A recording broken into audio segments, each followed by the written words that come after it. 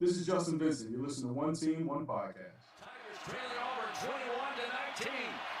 Here's the snap. Placement is down. Kick is up. Line drive. Kick, and it's good! Tigers win! Tigers win! 22-21.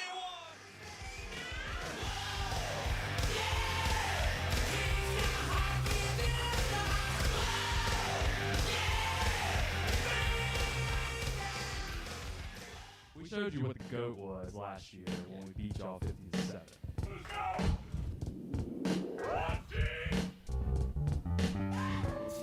Relax, big boy. Team one podcast? One team, one podcast? Yeah, that's a good job. Yeah. Why is he so fat? What's team on podcast? What's team on podcast? What's team on podcast? Fat.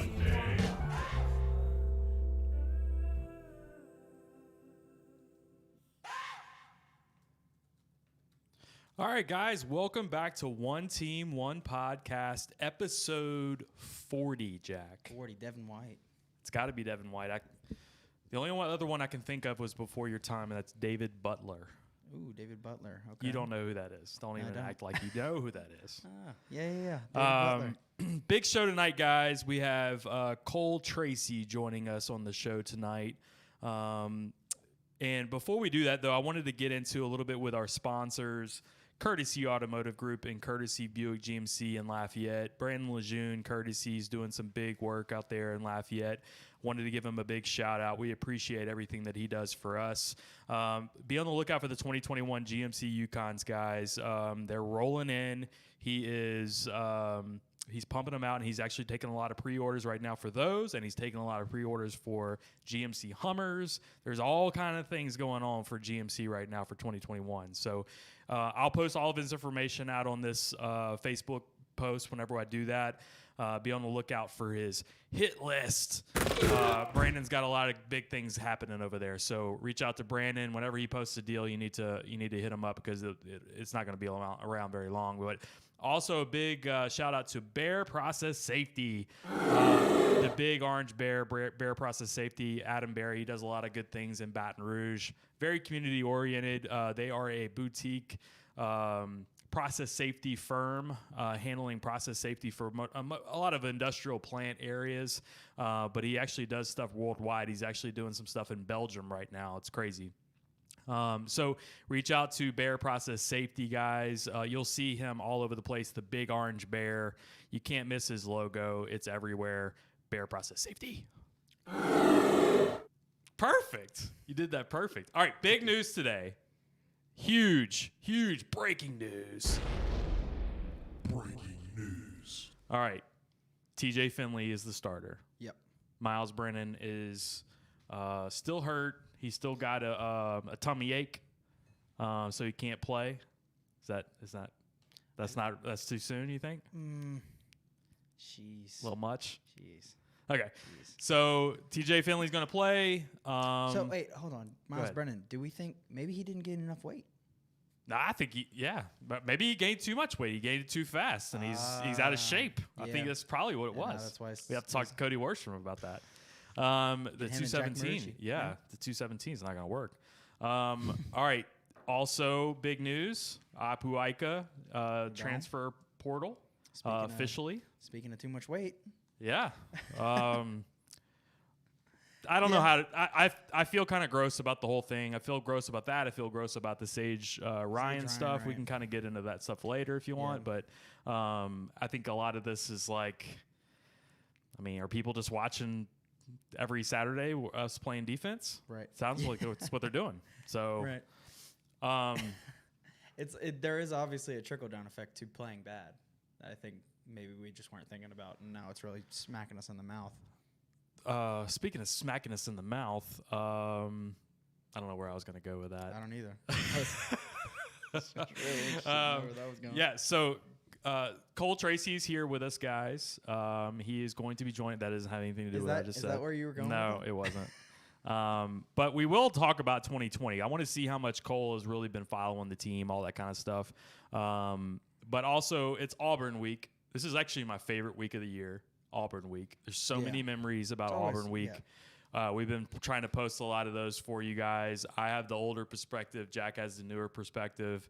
And I got tons of memories for this game. We were trying to get Cecil Collins on the podcast and all that a couple of weeks ago. We just couldn't make it happen, but we'll have him eventually. But that game goes back even further than that for me.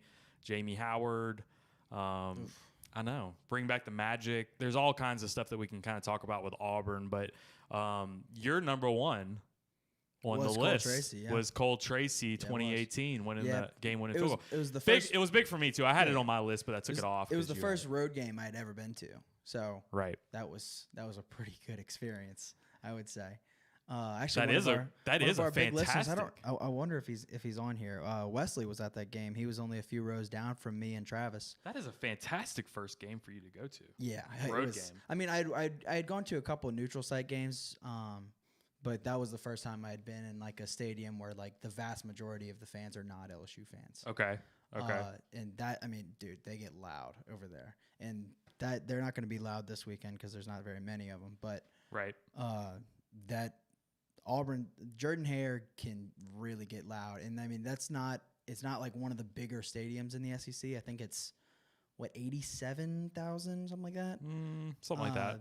Probably close to 90, I would assume. Mm-hmm. But they get as loud as anybody.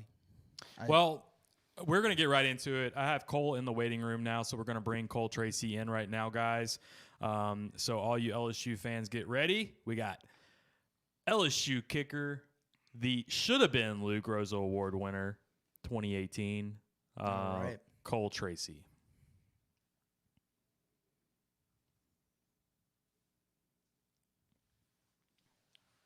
Connecting his audio. Hey, what's up, Cole? How you doing? Good, man. We got you live and everything, so everybody can see you right now. You got some LSU gear back there, huh? Yeah, this is the famous bar. Yes, I remember hearing about this. Yeah, my dad's bar, so I figured this would be a good place to do this. Perfect. So you're out in Massachusetts right now? Is that what's going on? No. I'm originally from California. Oh, I forgot that. That's right. And then went out to Massachusetts, so I'm all over the place. So, what's going on with the life of Cole Tracy right now in California? What's happening? Pretty crazy. Debating, do I want to go try to find a job? Do I want to keep kicking?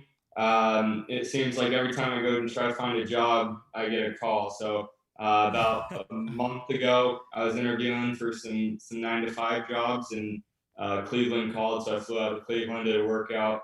And then same thing here that actually just happened. I just got hired for a job about a week ago, and another team called me, so I'm heading out tomorrow. So they understand. These other jobs understand what's happening? Yeah. I actually just called my new boss and told him, hey, blah, blah, blah, just called. I got to go get in for a workout. And he's like, absolutely, go for it. All right, so they have you have your job on hold. They're not going to let it go. That's perfect. Okay. Yeah. That's what I was worried about. I'm looking out for you here, Cole. Thank you. I appreciate it. Tell it. So it's Auburn week, obviously. So absolutely. Is this the week that your phone blows up the most? It's a week that I definitely look forward to every year when the schedule comes out, obviously for a lot of different reasons. But it's a fun week, especially for me and my family. Just to be able to relive it, every year the video comes out again, and we kind of all get to rehash exactly what we were doing and what we were feeling like, and it's a lot of fun for us. For sure. Well, and you were at the game, Jack. That was my first road game, actually. First road awesome. game. You did it for him, so he's hooked now for life. Your first road game and my first road game. Oh, that's right. That's right. SEC road game, that is. You made sure not to ruin it for us. Yeah, that's right. Well, we were going to get to that game, so we were going to talk a little bit about the LSU Auburn game. What did you know about LSU Auburn and like the series before you came to LSU? Anything, or is anything in your mind about it? To be honest, just watching it growing up as a fan, but I didn't really necessarily know the specific games until pretty much the week of I started kind of doing my own research because I feel like that's important. Is you got to know the history of the rivalry and all that. So I did that for pretty much every game, just to, if an interview question pops up, what's the earthquake game? You got to be able to answer that. Right. I was in the front row. Eddie Fuller caught the ball right in front of me. So, Really? and before you go further, we had our top 5 moments of LSU football, LSU Auburn memories of all time. That was number 1 for me. I'm an old timer. Jack's was 2018 LSU Auburn. So we've come full circle here 30 years later. Yeah, definitely. No, I mean, to be honest, I would say looking back at it, the earthquake game's my number 1. I think Nice. that's just how that ended, and You the weren't born magnitude yet, of- though, Cole. Right. No, I wasn't. No, of course not. Right, I did my rankings based on if I was watching the game or not. Obviously, if I was doing it based on If it- you were alive if I was or not. incorporating everything, obviously Earthquake has to be number 1, right? But Yeah. Actually, looking back at the game, and I've watched it over a few times. really boring. It's a boring game. yeah, And yeah, it's a defensive struggle. Right. It's old school football, It's just a but phenomenal it's finish, right. and it's the legend of the game. right. And how do you feel knowing that some of these games all have they all have names to the games? There's like the earthquake game, there's the barn burner game.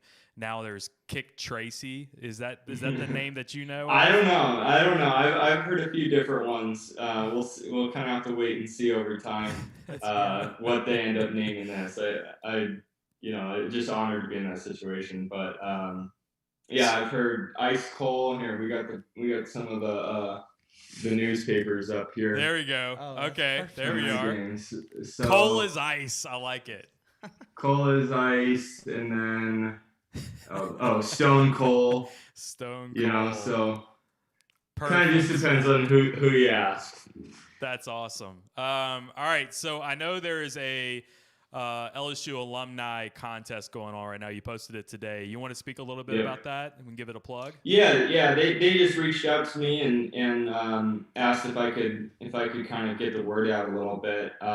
Pretty simple. I think it's just they're asking for any type of donation, small or large, and if you go to my Twitter page, retweet it, and then we'll go ahead and verify to make sure that you participated in the challenge. Mm-hmm. After that game, I thought it was pretty cool. I don't know how I thought about it at the moment, but I reached down and pinched some orange grass from Jordan Hare. Sweet. I stuck it in my sock, and then after, so I was like, what could be a cool idea to kind of get some fans excited about it. So it's not a lot of grass, but you'll definitely have a little piece of history. That's awesome, man. I still had grass. I mean, I rushed the field. I think it was Florida 97. Grabbed a bunch of turf, and along with a lot of LSU. They must have had to resod after that game. But I had a huge Tupperware full of that, and we had like our own little LSU shrine when I was in college, and that was part of the shrine was the grass. It's just a bunch of idiots in college. Yeah. But yeah, that's awesome that you have that still. So tell us about the game, the LSU Auburn game. And I know, we can probably start with LSU Miami game because I feel like that was the first one where you had some big kicks that was just like, all right, this is the kid that we've been hearing about, you know? So tell us about that and kind of getting started and then going on the road. Yeah. I mean, it's funny because in all the interviews throughout that season, I was not only lying to the press, but I was lying to myself, just saying, it's the same type of field that it is at Assumption and same goalposts. And now looking back at it 2 years later, it wasn't the same at all. So, but it worked out to my advantage. Is I felt like if I speak that into existence, then I'm gonna start believing it. And during that year, I absolutely did believe it. But no, it was crazy. I remember the bus ride over and coming up to Jerry World and just seeing the magnitude, the size of it. Mm-hmm. I mean, that was crazy. And then, I was at that game too, actually. No, right? Yeah. There you go. Made a few trips out. Yeah, and if you guys remember, I mean, LSU we weren't supposed to be good, and it was supposed to be Miami's game. Right, yeah, that was one of our lowest preseason ranks in a good while, I remember. Mm-hmm. And kind of what we were talking about is learning the history. I remember the night before the game, I was sitting down with Tommy Moffitt, and he was telling me some stories. I don't know if I can repeat them on here, but between You the can. old We're explicit over here, so we're good. between the old LSU Miami game, so there's some pretty good battles with that. So I was able to kind of get a grasp on that, and pregame happened so fast. I thought that I was going to be able to soak it all in and all that, but next thing you know, we were on the field and the game had started, and I think I had a field goal on the first drive. And really similar to the Auburn kick, my body and memory kind of blacked out. Like I remember running out there and I couldn't feel anything. It was just muscle memories taking over here. And next thing you know, snap down, kick, not even a second to realize that we were kicking a field goal. Go ahead and it goes through the uprights, and I was just fired up. I think I headbutted Josh Grouden, probably gave him a concussion. You got hyped. I do remember. Yeah, oh yeah. And I remember that first kick was like a 42-yarder or something Yeah, like that. something like that. I just remember the year before you came, every time we went out to kick. I mean, nothing against those guys, but it was a grind every time we sent our kicker out. And then you came in, I think you went 4 for 4. And it was like, wow, this is just nice to. All of a sudden, we're automatic for field goals. Yeah. Right. That's a good thing to have. It was just a complete 180 from the year before. So were you in the middle of the pregame tussle? No, for Miami? no, You didn't get right in the middle of that?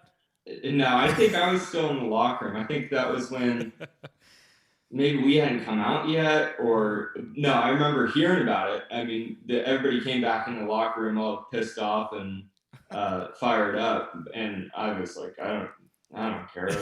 I'm not dealing with any of that,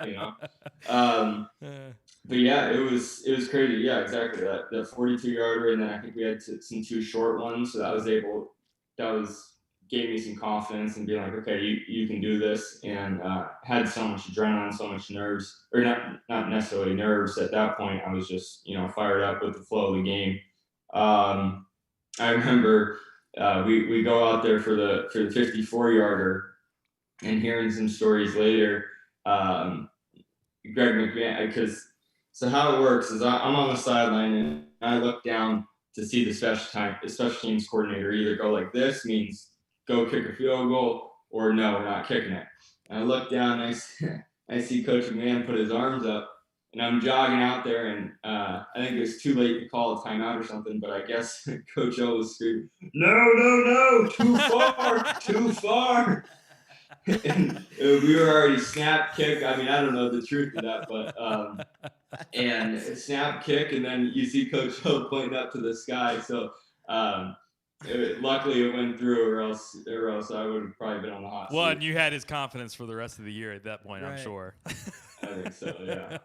So take us to actually at the end of that game. I felt like that was the Joe Burrow point. The point where we knew Joe Burrow was a little bit more than just the regular old transfer quarterback that we were thinking he was going to be. I think at the end of the game, he does a He does a interview on the field where he talks about, hey, they said these guys weren't going to be like, these were just going to be okay guys. This is a really good team. It just felt, and getting in the mix at the beginning of the game and all that kind of stuff, it was like the legend of Joe Burrow was starting. And then take us into like maybe the Auburn game where he drives everybody down the field and then we set it up for the big kick. What were your thoughts throughout the whole game? Were you in the game kind of like noticing what was going on the whole time, and what was going through your head? Absolutely. Yeah, I'm definitely a kicker that likes to be in the flow of the game. So I'm not necessarily thinking about it a whole lot. It's more of to be honest, just, hey, we're trying to score points. And so we went out there, like we were talking about, first SEC road game. And again, right off the bat, Coach O sends me out for a 53-yarder. And at Auburn, they have a big jumbotron. And so the kickers had warned me, Cole, when you go back to take your steps and you look up, it's going to be zoomed in this close on your eyes. on the biggest jumbotron in college football. Don't be alarmed by that. Okay, that's a lot easier said than done, you know. So I take my steps back and thinking, don't look up at the scoreboard. And I look up and I'm just seeing myself on who knows how large of a jumbotron. That thing's massive. Put my head back down and ended up missing the field goal. But I knew that when you're playing on the road, any points are good points, especially in the SEC. And so we came back, ended up, I think, having one or two more field goals throughout the game. And, you know, it was a close game. Right. That final drive, I think it got down to 4th and some or 3rd and long, you know, back up in our own territory. And I wasn't going to start getting ready for the field goal until we had shown some progress and shown that we were progressing down the field. Next thing you know, we pick up that first down, and that was kind of when I was like, okay, it's game on. We got to kick a field goal. I don't know what the time is left on the clock. I don't know what the score is. I still couldn't even tell you the score. All I knew was a field goal wins it. So I went to my net, kept going with my routine. The kickers did a really good job of kind of keeping everybody away, because the natural feeling that a lot of players have is they want to go up to the kicker and be like, hey, you got this, right, you know, but that's just extra distraction. The kicker himself already understands the situation. He already understands that he's got to make this kick, you know. So they did a good job kind of backing everybody away. And we kind of drove down the field, and I remember it was Greedy and Devin White, and I think it was a TV. We recalled a timeout to stop the clock or something, and I think this is Greedy and Devin's favorite stories. They looked at me and they're like, "You got this," and I started smiling and just laughing. Like, I was laughing because I was like, "Oh my God, you're this kid that came from a Division II school. Now you're on the road at Auburn. Like, you got to kick this field goal. Like, this is just crazy. You know, you can't make this up." So I'm just laughing and having a good time, slapping everybody's hands. And Greedy and Devin, after the game, said, "Man, I've never seen a kid be laughing and having that much fun before he's got to go kick a massive field goal, you know?" Right. And so I was just confident. I remember next thing you know, we got to go out there. I didn't know the distance. I didn't know, again, the time on the clock. I'd go and kick the field goal. And once it had gone over the line, I knew it was straight. And so I took off running. But after probably my 3rd step, I realized, shit, is there no time on the clock? Like, there better not be any time on the clock here, because you're going to look like a fool running down the field. Took a few more steps, and then I saw the flood of the players come off the bench. So I knew that it was done deal. It was a perfect celebration. It was a perfect celebration. Sprinting as fast as he could, and I was like, I got to get down to the ground because Kerry's going to come deck me, and he did.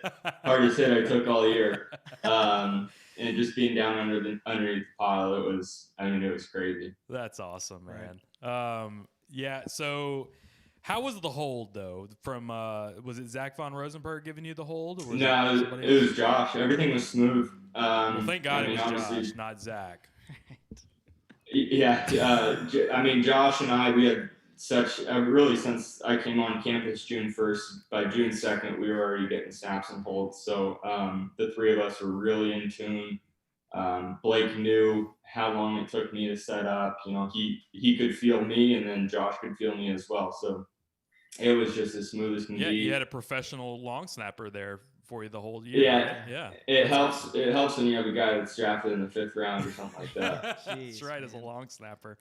We like on the money. We like to kid Zach Von Rosenberg a little bit about his fake punt. His age. Oh, his fake punt. Yes, and his age. His age too. And his age. But I am older, so I can't kid him that much. But his fake punt in the game, we feel like you bailed him out for his fake punt. We tried to get Foster Morrow on as well to kind of talk about his fake punt. And like, you know, he was supposed to be like, he was coming in to like try to walk on and be a quarterback, and then like this jump pass. Well, that was the idea behind it. Is I remember we were drawing it up, and it was like major league pitcher. I mean, Zach played professional baseball. He should be able to throw the ball 18 yards to a tight end that's 6'4", you know? Right. And so we had practiced it, and I think Zach had a few mess ups, but he was also he got in it some of the time, you know?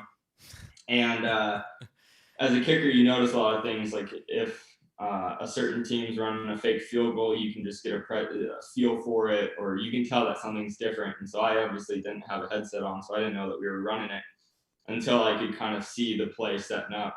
And I was like, oh wow, we're running it. This is the yardage that we wanted. This is the down and distance that we wanted. We're doing it. And then I remember seeing Zach do his little scissor kick, jump pass, and I was like, oh no. And then Foster right over his hands, and the defense played great, so it ended up working out. Right. Well, Yeah, how much they were unsafe. How much shit did y'all give Zach on this? Oh, right when he came off the field, we were all just dying laughing. Oh my God, it was. And then the student section was right behind the kickers on the far end, and I think they let him hear it too. Oh yeah, I would have if it was a yeah, so we like to give him a little shit on that. He always tells us, "Hey, we got the dub." That's all he cares We about. did, Yeah, absolutely. but it wasn't anything to do with him. Apparently, it was all for Cole Tracy. So give me have you been keeping up with the team this year? I'm sure you have. Tell us what your thoughts are so far with 2020 going on. It's the weirdest year that I can ever remember. It's going to go down in history, obviously, as just a strange time. But Absolutely. what do you think's going on right now with the team? Yeah, I mean, obviously we would all want them to have another undefeated season, but I mean, when you're playing the SEC, that's as hard as it gets. So there's going to be some bumps in the road, and I think Coach O's done a really good job of handling that. And I mean, they got a tough schedule ahead, but I know most of those guys, and I understand how they operate, and a little adversity doesn't scare them for sure. So right. Yeah. So with Auburn coming up, we have TJ Finley's a new quarterback going on the road, and you could speak to this a little bit. What do you think that are some things that TJ Finley's going to need to kind of like keep himself, I guess, grounded a little bit for the game? Some things that he's going to need to kind of like get that confidence, because you spoke about that earlier, and I feel like that's one thing that he may actually have like in him a little bit, is a deep confidence. What do you think about that? And have you seen that out of him? Like, as something that could maybe take him on the road and be successful? Yeah, well, I mean, he's not going to have the noise factor, That's so right. that adds. I mean, obviously they'll get as noisy as they can, but yeah, I think what you're saying is confidence. That was one thing that I felt like really helped me throughout that season, especially that game, was I really started my confidence at the beginning of the week, and I'm sure he has, is just going, hey, you're going to make plays. There's going to be some downsides, like, for example, me missing the first field goal, but you got to be able to respond, got to be able to come back. And I mean, he looks like he's poised in the pocket, and Miles has been having a great year. So up until the injury. So, I think it's really just going to come down to really that whole group working together, and just kind of taking it one play at a time. I mean, these games are wild. The SEC West is something that nobody else in college football has to deal with. So going to be some ups and downs, but you got to be able to handle those downs. Have you kept up with Joe Burrow or anything like that, like texting or with anybody that maybe in the league right now? Yes and no. I mean, just through Instagram. I know Joe's pretty busy right now, so I'm not gonna bother him. But yeah, when I was up in Cleveland, I was able to kind of either message those guys or see some of them in the facilities. So catch up with those guys. John Battle, him and I were pretty close, so we're constantly sending some stuff back and forth. That's a and great guy. He's such a different cat, John Battle. Right? Yeah, oh, absolutely. Like and then obviously with artist, all that kind of stuff. Yeah.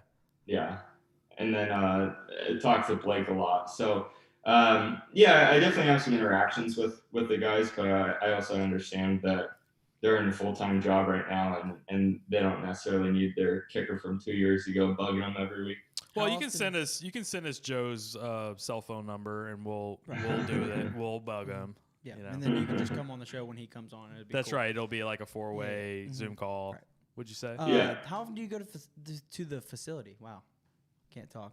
LSU. How often do you go to the LSU facility? Yeah. This year not at all. Last Right. year I came back for the game and was the honorary captain. Actually, the first time I was able to do some tailgating down there. So I was down there for when LSU played Auburn. But other than that, I haven't been able to get back to Baton Rouge. Obviously, I kind of wanted to make it a once a year type deal, but with certain situations, Understood. What do you think? So we actually have a question from and he's being a little sarcastic. So you just remember this.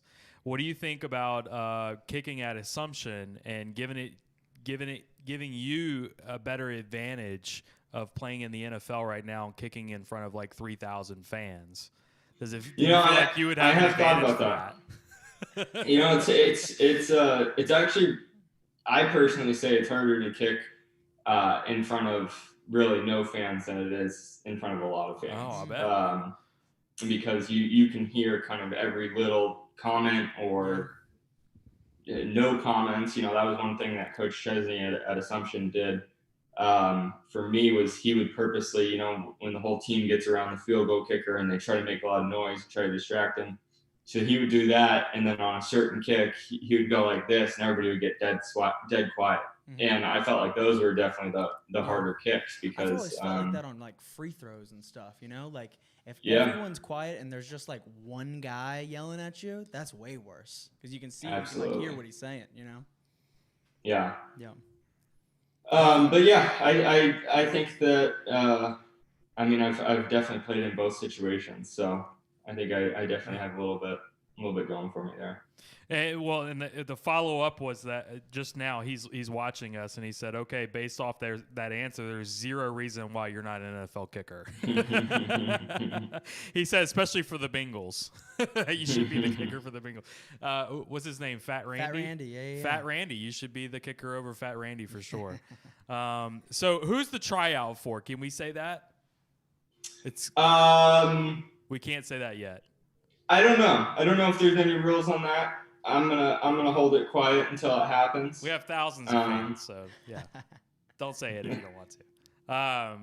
That's cool.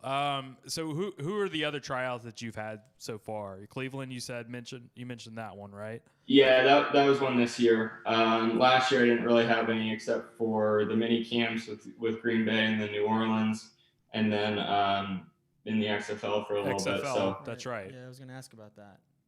So how did that XFL stuff go? I was there for training camp, and then they ended up going with somebody else. Okay. Which team did you train with or try out with? I was on the Seattle Dragons. Okay. So what's the industry that you're looking at if NFL doesn't work out and all that kind of stuff? Do you want to talk about that? Yeah, sure. So I just got hired for an orthopedic medical device sales. That just screams money to me, Cole. You can do very well, but it's definitely a hustle. I mean, you got to be grinding. You're constantly in your car going to certain surgeries and then going to visit with surgeons. It's tough. So it's funny. My first day was supposed to be on Monday, and then the tryouts on Tuesday. So I had to take a sick day on my first day of work. Oh man. That's great. Well, we appreciate this, man. We want to get you back on one day, and I know Auburn week is a busy week for you. Are you getting other calls of other places you need to do some? I'm sure radio shows and stuff like that. I would assume, right? Trying to get you on. I did one down in Mobile, Alabama yesterday. Okay. Down in their territory. Wow, so they're trying to hate on you or what? What was that? Were they trying to hate on you or what? No. He was cool. No, he was kind of just asking, what it's like and how did you feel, the normal questions. The typical questions. No, it was a good interview. Do you have a prediction for the game this weekend? This is Wednesday, Prediction Wednesday for One Team One Podcast, so you got to give us a prediction. All right. I'm going to go I won't put a specific number on it because I don't want to jinx anybody. But I'm just talking specific stats. Let's go 34-28 LSU Tigers. Okay, it's pretty close to mine. That sounds good. So, You got it. That's correct. So, all right, we appreciate this, Cole. One thing that we asked you to do, all former Tigers that come on our show, we want to see if we can get you to do a plug for us, and you say, "I'm Cole Tracy, and you're listening to One Team, One Podcast." all right. I'm Cole Tracy, former LSU kicker. You're listening to One Team, One Podcast. Nice. Perfect. That's We appreciate that, Cole. So we will look to bring you back on soon. 34-28 is Cole's prediction. So if he's wrong, you need to actually text Cole and let him know how wrong he is. But we'll bring you back on, man. We really appreciate all your time for this week. We love we love Auburn week. This is my favorite week of the year. I'm sure it's your favorite week of the year too. So we appreciate all your time, man. Absolutely. Thank you. All right, buddy. Have a good one. Talk to you soon. Take care. Go Tigers. The Tigers.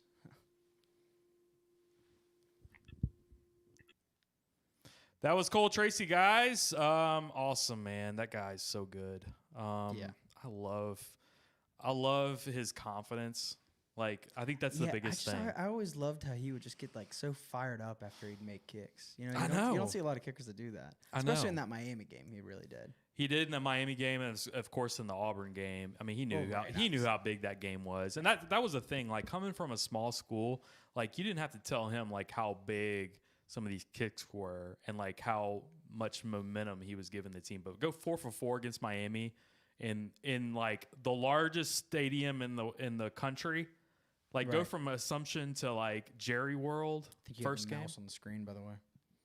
We'll move it out. There you go. So that was awesome with Cole. Yeah. 34-28. I actually like that. We're gonna get to ours later. Yeah, I'm not too far off from that. I'm not either. I might be dead on the LSU score. Uh-oh. Yikes. All right, so what we're going to do now, guys, is we're going to shift gears. We're going to get more to the game this Saturday, and we're bringing on Eli Gravitt from Auburn. He's our Auburn homer that we're going to bring on to the podcast, and we will get to him in just a second. What are your thoughts about this game, Jack? Couple of days before the game, we just now found out that Finley's going to be the starter for sure. Right. Like, kind of what we thought. Yeah. I don't know, man. We got to see how he does under pressure, I guess, because like we talked about last weekend on Sunday, that he just didn't get pressured a whole lot. Yeah, and so we're thinking Kevin Steele's going to bring the house. Yeah, I mean, I was shocked that Will Muschamp didn't. And my freshman QB, My questions are, like, is it more to do with, the running game that was given them fits, like zone read running game, kind of keeping the defense off balance. But it's like they weren't sending pressure from the get go. So that's kind of what I'm wondering is Auburn going to be able to create pressure, or was it just like this running game is serious and doesn't allow teams to send pressure? Right. Right. So I guess we'll find out that this weekend. Yeah, for sure. And I think there's we've already heard a few things about wrinkles for TJ Finley, and one of the things that we've talked about before was play action pass with John Emery and deep balls, not just like slants or whatever it is out of an RPO, but like an actual deep ball with like a either a Dre Jenkins or actually any of these guys kind of going deep on a play action, because those safeties started creeping up, and it's like could be wide open over the middle of the field. Yeah, we saw a lot of that in the South Carolina game where we could have taken that chance, but we didn't really have to. So, what are you thinking with the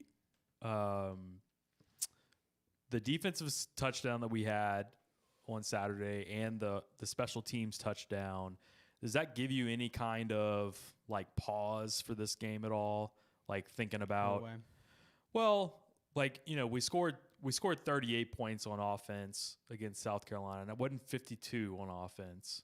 Sure. But does that give you any kind of like you holding the horses a little bit? No, Okay. because on I'm seeing some people going the opposite. on They're- drives that we were trying to score. So we had 2 drives where we were trying to drain the clock to end the first half, and then we had another where we were trying to drain the clock to end the game. So on the 7 drives that we were trying to score, we scored on 6 of them, and then we threw a pick on the other, and it was just a communication issue that you would assume gets fixed after Finley gets all the reps this week.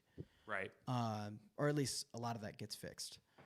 So, I mean, offense was it was about as efficient as you can be. There's a reason Zach Von Rosenberg never punted. So I still feel really good about I think the offense played about as well as the offense could have played. I feel like it played fantastic too, and I felt like it was as efficient, like you're saying. Right. Same thing. Is it very efficient? Yeah.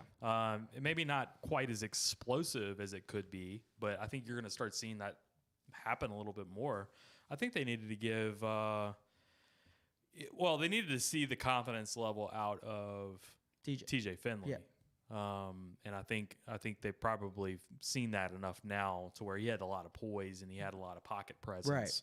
And so I wonder, we had mentioned this too, that the offense was a little bit simplified for TJ, and that's part of why he was so confident. That paired with he never got any pressure put on him at all.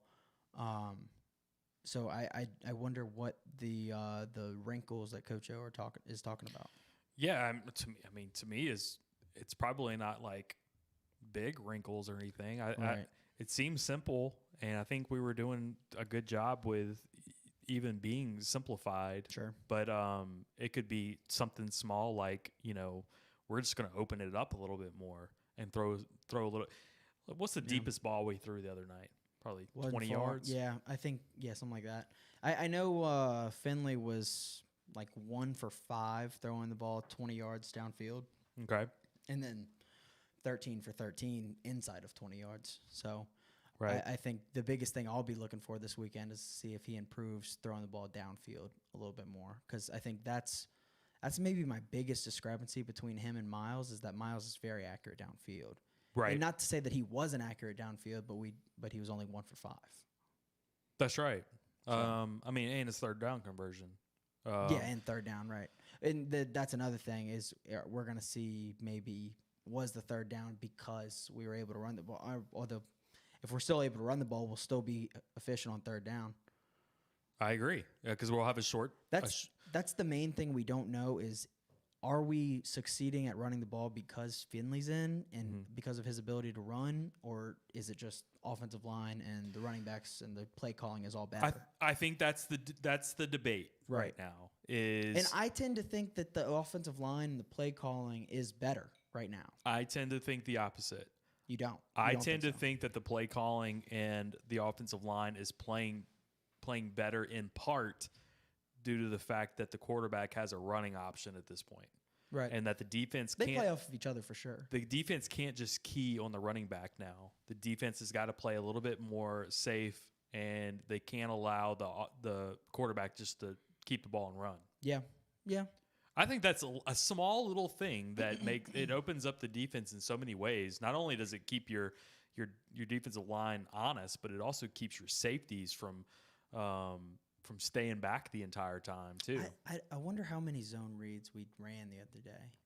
That'd be a great stat. I haven't looked at that either. I know there was like I think it was 25% RPO percentage or something like that. Well, and that RPO is zone read too, though. So you're is it? Yeah, you're faking a handoff. You could hand it off right there, or you can throw it, one or the other. So right. Oh, okay, but that's not necessarily a zone. Not a zone read, but it's still the same motion to where the defensive line doesn't know that you're not doing a zone read. They're just seeing the fake handoff. Yeah, okay, I see what you mean. So I want those guys to stay honest and not like just come up the field on a running back. Sure. I think that opens up everything. Right. And then when you're successful doing that, your safeties start coming up.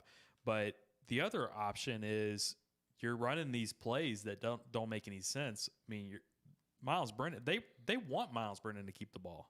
Yeah. I mean, that's exactly what ideal. they want. Absolutely. I have a roommate that said TJ Finley reminded. I actually said this last week too, but he doesn't watch a lot of LSU. He doesn't watch a lot of college football in general. But he was saying that TJ Finley reminded him a lot of Cam Newton, just like a less athletic Cam Newton. Okay. And I was like, yeah, I mean, that's kind of what I'm seeing too. I liked it too. He's not going to run like a 4.5 or anything like Right. that. But his running ability at his size is Cam Newton like. Yes. And he has like weirdly good vision for a guy that's as large as him. Yeah. Although it's also he has that vision because he's so large. So. Yeah, and that we had talked about this the other day on Coffee and Donuts, that the guy his size and his throwing motion, he's never going to have a ball batted down at the line of scrimmage. He can see over the line. There's so many advantages right now. Man, I hate keep talking without like. I feel like I'm busting on Miles Brennan. Yeah, no, and I'm not trying to do that at all. I think I've worn it out enough that like Miles Brennan played well, but there's obvious things to where that TJ Finley is going to be able to do some things this weekend that Miles Brennan just isn't able to do. Yes. And if TJ can prove that he can do a lot of the things that Miles Brennan does do well, then it's like you don't really have a choice. You have to go with TJ. That's right. Just because he's capable of so many more things than Miles capable of. So, and I know Matt Moscona talked to Chad Luke, former LSU quarterback, and I think he's an orthopedic surgeon. And he was talking about Miles Brennan's injury, and he was saying like 4 to 6 weeks. Yeah. And that's what we had heard originally whenever he was hurt, was he was going to be out for several weeks. It wasn't just like 1 week and then he'll be back. I think the biggest question, and this is what we were talking about before, was how quickly does Miles Brennan try to come back from the injury, and say he's cleared for the injury and it's coming up on Alabama week and Finley plays fantastic this week. This is all hypothetical, obviously, but Finley throws for 300 yards, 3 touchdowns. This is the exact scenario I was trying to think up. 300 yards, 3 touchdowns. We win by 2 touchdowns at Auburn. What happens in Alabama? Do you take Finley out of the game? No, you can't. There's a lot of things with Finley that I see that aren't just, he's poised in the pocket, he's confident, and he can throw the ball. He's got a cannon. There's more than that. I see the players and a little bit of pep in their step and a little bit more energy and juice and all that kind of stuff from the team. Right. You could see it against South Carolina. The combination with Finley and Emory was lightning in a bottle. Yeah. I love Emory in the first half, a big dose of Ty Davis Price in the second half, especially if you're running the ball like they were running the ball. You pound on a tired defensive line in the second half with Ty Davis Price. Yeah. There's a lot of that stuff that I love about. It's a little bit like that Kamara, Mark Ingram Saints. Yeah, duo. Absolutely. That's a great example. That worked so well for us back then, and it still works now with Latavius. He's not as good as Mark Ingram, but it still works. But going back to the Miles Brennan, would it work with Miles Brennan in the game? I think it probably could, but I'm not sure about it. I think your style of offense is going to be a little bit different with Miles Brennan. I think you're going to throw the ball a lot more than you're running the ball now. I don't think he gives you any threat to run the ball as a quarterback in that position, whereas TJ Finley gives you a little bit. I even saw a quarterback draw with TJ Finley last week. That was a 5-yard gain, but it kept the defense honest. Right. Those are little things that opens up the passing game for a big arm quarterback that Miles Brennan can't give you. Right. And I love the guy. I love the fact that he's stayed here for so long, but yeah, Jesus Christ, I genuinely would feel terrible for him. If I was him, I would want to come back. I would want to come back as soon as possible. I wouldn't say, "Hey, I'm ready to go." If TJ comes out this weekend and plays just unbelievable and just proves that he has to have the job. Yeah, I would genuinely feel terrible for Miles Brennan, but at the same time, I would be like, well, we got to do what we got to do. I don't start people because of feelings if I'm the coach. Right. Me neither. Yeah, I agree with that. But I do look at more than just stats. And I think a lot of people are looking at stats, and they're looking at, well, this is Miles Brennan's team. Look at his stats of what he did in the first 3 games. Mm-hmm. Granted, and I give you all that, but you have to look at a little bit more than that, and you have to look at how the team responds to these guys. The play that is going to be stuck in my head probably for a while is Jeray Jenkins coming back for the ball and fighting to get the catch. It was a bad play. It was a bad pass. Well, no, it wasn't a bad pass. It just wasn't the best pass. You had a guy that was kind of in the position, and Jeray Jenkins fought to get back to the ball. And I'm telling you, I don't like the whole he's doing it because TJ Finley is in, because I don't think I'm not saying that. I don't think that's like a. It almost sounds like you're trying I to say I saw a lot of drop passes against Mississippi State. A lot of drop passes against Mississippi State, and now all of a sudden guys are fighting back the ball like they're pro receivers. But I just feel like a lot of that is because we dropped to 1 and 2, and now players are like, Jesus Christ, we got to get our shit together. So now they're just playing harder because their back's against the wall type thing, like dog in the corner, like cur dog. Absolutely like a cur dog. Shout out to Catholic High official podcast, Cur Dog Football. All right, speaking of, we have Eli in the waiting room now, so we're going to bring him in. We're going to talk a little bit of Auburn football here. We're going to see what he has to say about the game this week.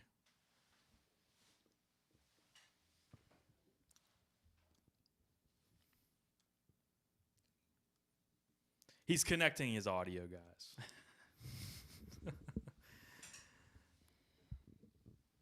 What's up, Eli? Can you hear us? Yeah, I can hear you, man. What's going on? What's happening, man? All right, so we're live with you right now, man. We've been kicking around LSU a little bit. We're talking about the game coming up. We haven't really touched too much into Auburn yet, all right? So this is where you come in. We kind of know our stuff about Auburn, but tell us what your thoughts are on the game and what you're looking for right now with Auburn right now for with LSU coming in. Well, I know, when the line started out, it started out at, pretty sure it started out Auburn 2.5, 3, something like that. Yeah. And then, quickly swung to LSU's way, which I fully expected. I mean, if you've seen our on-field product, man, I mean, it's not surprising to see the line swinging the way they are. Yeah. Just by, just the way we've been on the field and the way we play on the field. But, I kind of see it as I think it's the first time the two teams have been unranked and they played since, I don't even what is it, 99? Something like that? 2001, actually. 2001, yeah. I know there's something crazy like that. So, I mean, it's kind of. We won the West that year. Yeah. We won the West that year as an unranked team going in Auburn. I remember that. Right. But, I kind of just not really saying, both teams have 2 losses, but I think this is. From Auburn's perspective, from my perspective, I think from LSU too, it's kind of a make or break game. I mean, kind of looking at it from both ways, because our schedules don't get any easier, man. I mean, it's just it's brutal. We got at the end of the year, we got going to Tuscaloosa, and then it's not easy drawing. Obviously, Texas A&M coming back home, especially after an emotional game like that. Mm-hmm.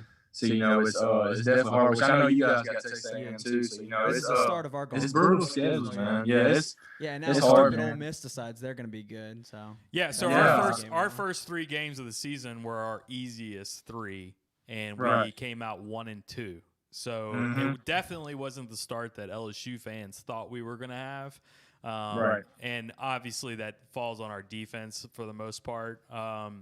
Now we have TJ Finley coming in. Did you get a chance to watch TJ Finley in the South Carolina game? What were your thoughts on him and like how it could, I know your defense is probably giving you fits just like our defense is giving us fits. So what do you think about TJ Finley right now?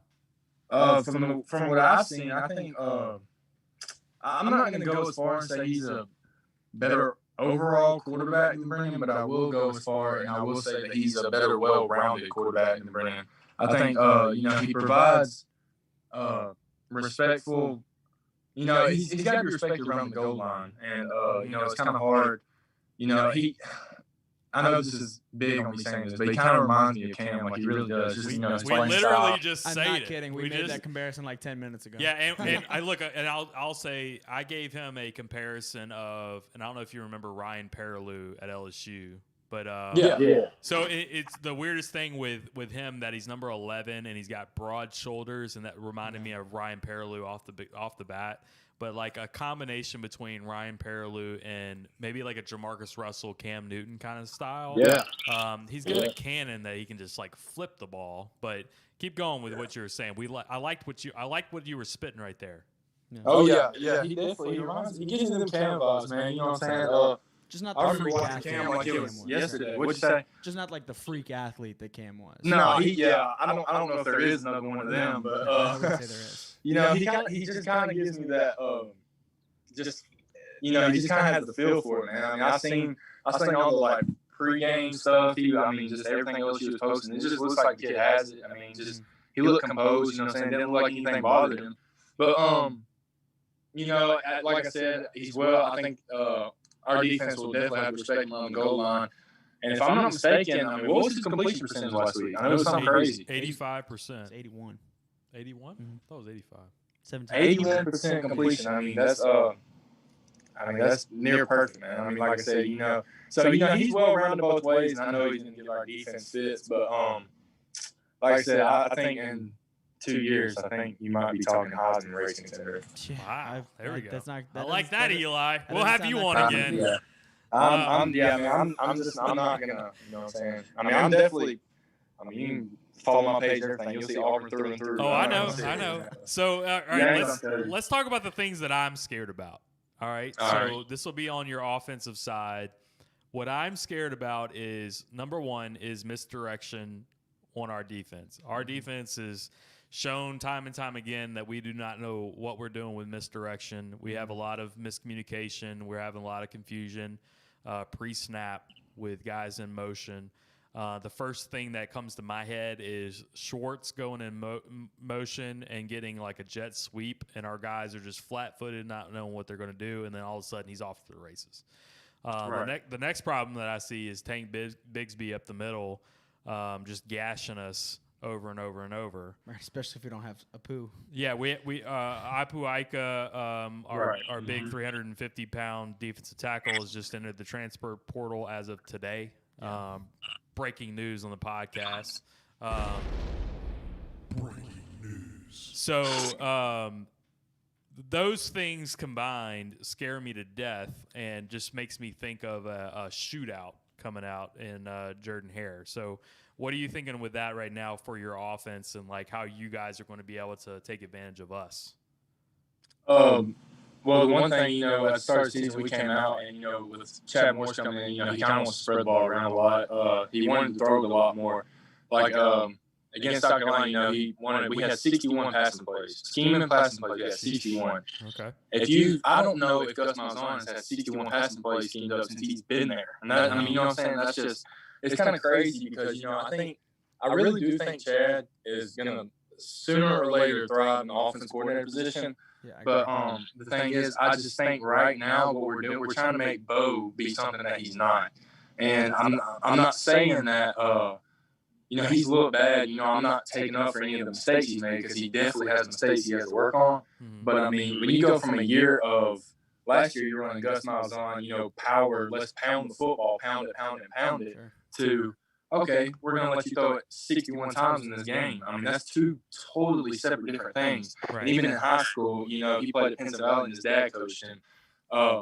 They run the same kind of offense that Gus ran.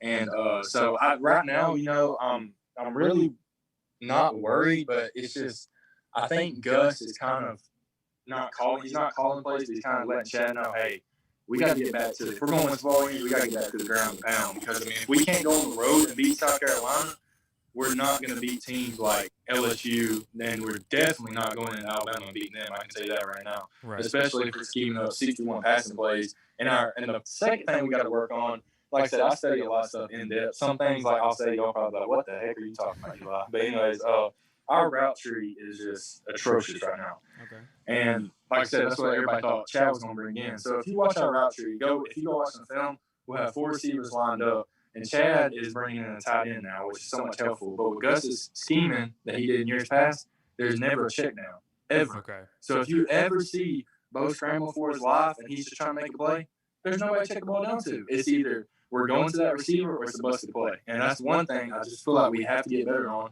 Or, I mean, we're never going to be able to do that. I mean, you look at, let's say y'all's offense last year with the Burrow-type offense. Yep. I mean, just, you know what I'm saying? If it's not Jefferson, it's Chase, it's not Chase. I mean, there's just so many weapons that y'all had, and there was always a check on back, especially when you had somebody like Clyde Edwards. Clyde Edwards-Helaire in the check down, right? Exactly, and that's why offense thrives so much. Yep. I mean, we can sit here and talk, Joe Brady, hell of an offense coordinator. We know that. But whenever there's a check down and when things break down, if you can gain 7-8 yards, nobody can stop you. Mm-hmm. Sure. Yeah. So is that like y'all leaving too many guys in to protect, or just you got everybody going downfield? Well, we will have 4 wide receivers lined up, and they'll be running straight down the field. And that's the easiest thing to pick on. If you're a safety, all you got to do is stay in the end zone. And that's, you know what I'm saying? That's stop. I mean, that was our problem before Joe Brady got here, was that we were trying to do max protect too many times, and there was never a check down. And that was the reason why, is because they were just in there to block. I mean, I can remember times we had 8 guys in to block. But yeah, the change of that is you put everybody out there and you give somebody an option to throw the ball. Right. There's you get the ball out quick and they'll stop blitzing. Yeah, there's never enough guys to guard your receivers at that point. Right. We started showing that. I feel like in the Mississippi State game, in all honesty, we completely just shit the bed in the Mississippi State game. Yeah. It was just like, it's a completely wasted opportunity, especially how bad Mississippi State is now. Like, we were terrible on defense. In offense, like, the first half, we were completely terrible. We had no checkdowns. Miles Brennan's running for his life. Miles Brennan's running when he didn't even have a pressure on him. Like, there was so many problems that we had in that Mississippi State game that could have been solved, I think, by a better game plan. I don't think they were ready for the game, to be honest with you. But the Missouri game, I feel like, was a little different. Our offense was doing great, but our defense had no answer for a misdirection. And that's what I'm worried about, is that we're going to get into this game and it's going to be more of that shootout kind of style. Sure. To where we're going to be it's whoever scores last kind of thing. I can see it being a lot like that game y'all had against Ole Miss last week, actually. Yeah, I yeah, sure a little bit can. of that. Yeah. Definitely. I think offensive wise, like if I'm guessing, and like I said, this is something that probably y'all will agree with that y'all have to adapt to defensive wise. First thing I'm doing, I'm gonna feed Tank until somebody proves that they can stop him. Absolutely. No doubt. I would be the same way. Yes. And I read a stat the other day. I think through every 25 rushing attempts, he's breaking like 8 or 9 tackles. And like I said, I mean, I'm going to feed him until somebody stops him. But the thing is, I'm going to feed him and I'm going to pull them linebackers in. Then I'm going to try to get Seth one-on-one. And that's the biggest thing. I think the biggest thing for Auburn's offense, when Seth Williams is one-on-one, that's when it thrives. But you look at we'll see how that a lot goes. of things. Yeah, I'm actually okay with that. Yeah. All right, so Right. I want Seth Williams on Derek Stingley, and I don't think Seth Williams is going to do anything against Stingley. If there's one thing that I'm confident about, it's Derek Stingley. Yeah, right. And like I said, I totally would agree with that. Especially with Stingley being the player he is, I'd actually, if I just had to take quality guess, I'd say he'd probably be a top 5 pick in some upcoming draft. But my biggest thing is, just like I said, getting Seth one-on-one. But I think also with that, if we can bring them linebackers in, that's also going to leave some of our other guys one-on-one. Because you know what I'm saying. You know just as well as I am. You're either going to commit to the run or you're going to commit to the pass. I mean, you know what I'm saying? There's no in between. And if Schwartz gets one-on-one, then I'm feeling really good. Because, I don't know really who can keep up with him. I don't know if anybody can. But we the really problem don't have is slot corners right now. So right, I don't exactly. think we do have anybody. Right. And the biggest thing for me is I just need Bo Nix to look that way. Because, you know what I'm saying? When you drop back, and that's why Seth Williams having so much trouble getting open. When he drops back, it's 18's down there somewhere. I'm going to throw it that direction. Mm-hmm. Right. And half the time he comes down with it just because he's athletic. But, I mean, that's not going to work against good teams. Sure. So I think, the biggest thing is just trying to get isolated as much as possible and either make them commit to the run or make them commit to the pass. And whichever one y'all don't do, just do the opposite. Yeah, and what I'm seeing is, like, you are going to have some opportunities where, like, you guys are going to try to throw it to Seth Williams and Derek Stingley's going to be there and breaking it up. But what I really think is the linebackers for us are going to have to make a decision. Well, really, Bo Pelini's going to have to make a decision. If he's going to stop the run, the way that I think he's going to have to stop the run is you're going to have to blitz these linebackers and do like some kind of run blitz and bring these guys up to the line. You can't just let Auburn beat you flat-footed, because that's kind of what Missouri did to us already. But if you bring these guys up and you just blitz, I feel like you're putting your guys on an island, but at least you're putting Stingley on an island. I'm okay with that. Yeah. I'm not great. I mean, actually, Eli Ricks has got better stats than anybody right now, so you can put him on an island too. We may be a little vulnerable, but we've been vulnerable all year. Sure. So it's like, let's just go guns a-blazing. We lead the conference in turnover margin, although our defense is completely awful. It's the weirdest. This is total like 2020 defense if I've ever seen it before. Where I can't explain our stats at all. It's just how bad our defense has been, to be honest with you. But they're doing exactly what Bo Pelini wanted them to do, which was get a lot of turnovers and lead the league in turnovers. Yeah, they're doing it. They just can't stop anybody throwing the ball. Right. So I noticed that Auburn's given up 400 yards per game. Yeah, they're giving up a lot. So what are the big issues on defense right now? Well, the biggest thing is last week, if you told me we gave up 283 yards, can y'all still hear me? Yes. Yeah, I hear you. Okay, just make sure. If you told me we was going to give up 283 yards rushing, I told you you're crazy. Okay. And the thing is, it's not, they're saying they just they established the run early and they just pounded it to us and pounded it to us and pounded it. And that's been the biggest problem we've had all year. Cannot stop the run. We cannot really stop the pass either, but the passes, we're more vulnerable in passing. Our corners are just good enough, and our safeties are really good. I mean, I think our safeties are pretty good. Yeah. But, the biggest thing I'm worried about is Terrence Marshall. That's really the biggest thing I'm worried about. I don't know. I think anybody should be, because he's our best wide receiver by far, and he's probably one of the best wide receivers in the country for sure. So, what we've been hearing here is, TJ Finley showed them enough in the coaching staff to where they're going to add a little bit more wrinkles, is what they're saying. One of the things that we did not see last week at all was like a play action pass with John Emery, and TJ Finley takes like a 3-step drop and just throws it as far as he can to Marshall. And that's one of the things that I'm expecting to see this week is somebody throwing it deep. And Finley, I want to see his arm and how far he can throw it. I also think that's a big deal. Finley, like I said, he's got a great arm, and he was torching him last week. I could just see it. Phenomenal arm on him. Gets the ball out very fast, and it gets there in a hurry. Yes. It gets there in a hurry. So I think that's a big time thing. Like I said, man, I'm not kidding with you. In 2 years, you're gonna be talking about Heisman race. I'm not kidding. That wouldn't shock me at all right now. No, not now. I think our questions are, say we go and he has a great game this week like he did last week. More conservative ball control, but he's like in complete control of the game. And say we come out and we get the win by, a couple of scores. What happens with us if Miles Brennan gets healthy going into Alabama week, where Alabama's coming to us? Do we make the change and go back to Brennan, or do we stick with Finley? I think that's the biggest question around our fan base right now. Right. Yeah, it's that's tough, man. Like I said, it's like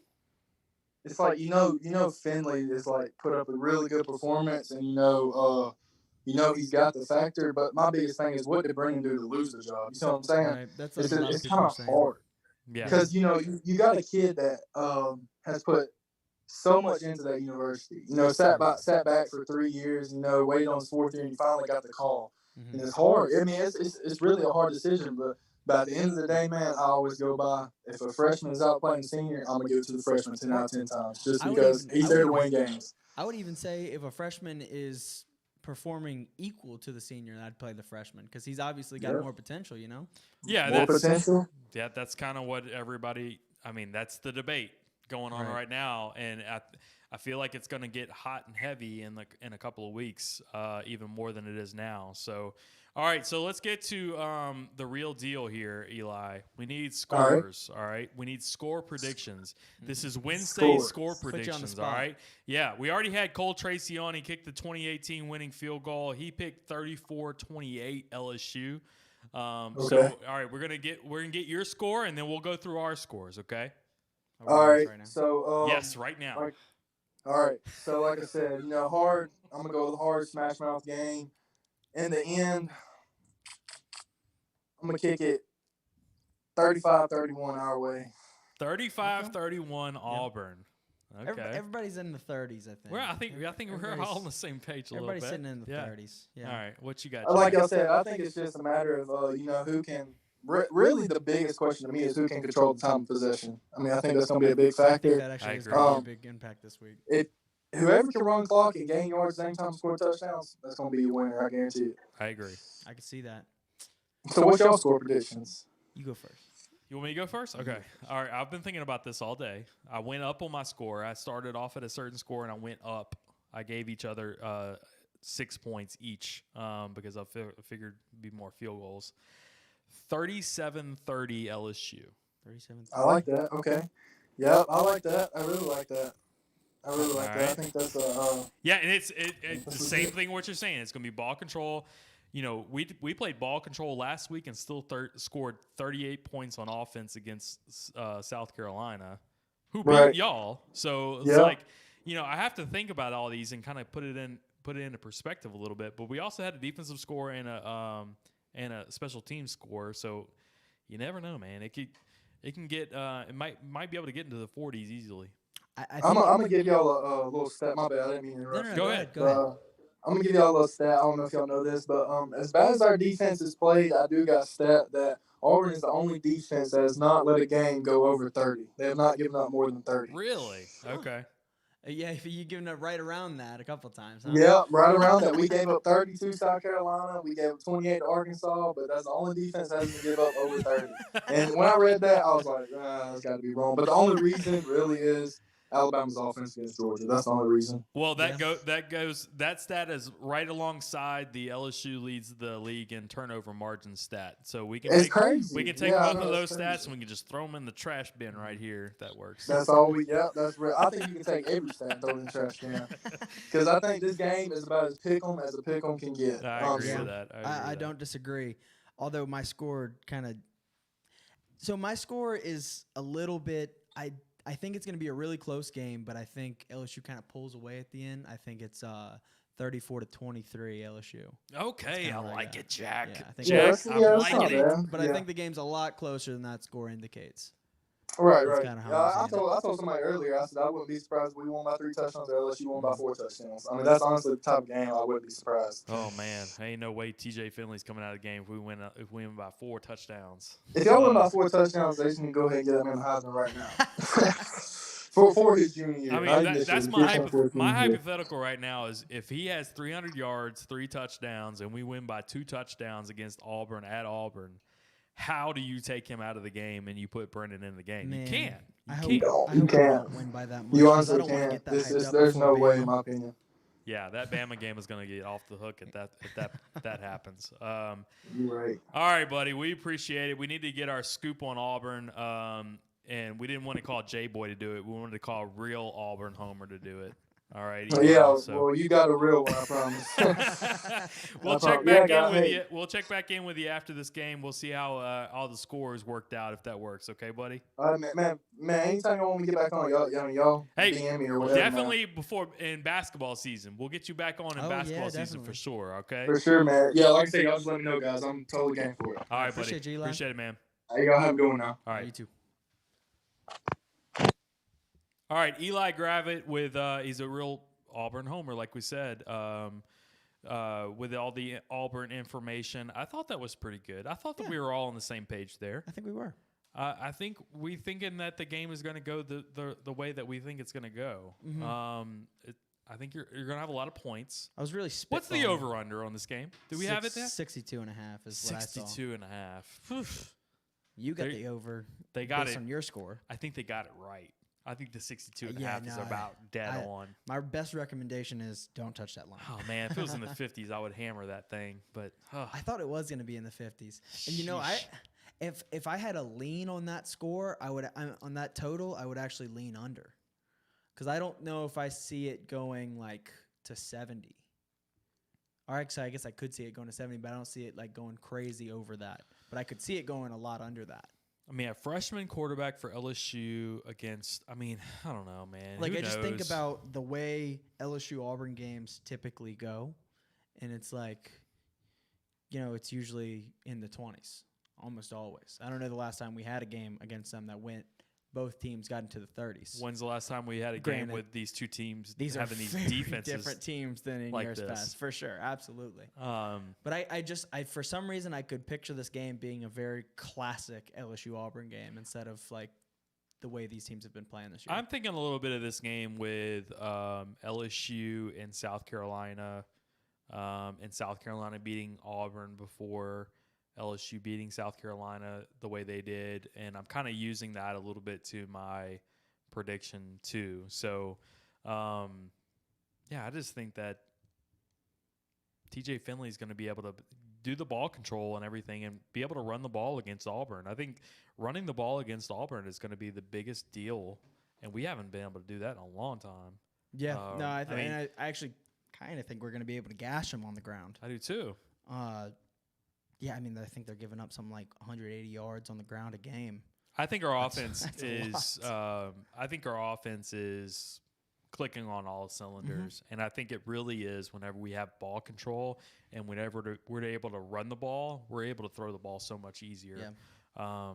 I think their defense is uncharacteristically bad this year. What I would Especially like to their front see, seven. what I would like to see is something like Missouri did against us, which is some quick, easy scores, maybe with a little bit of shenanigans.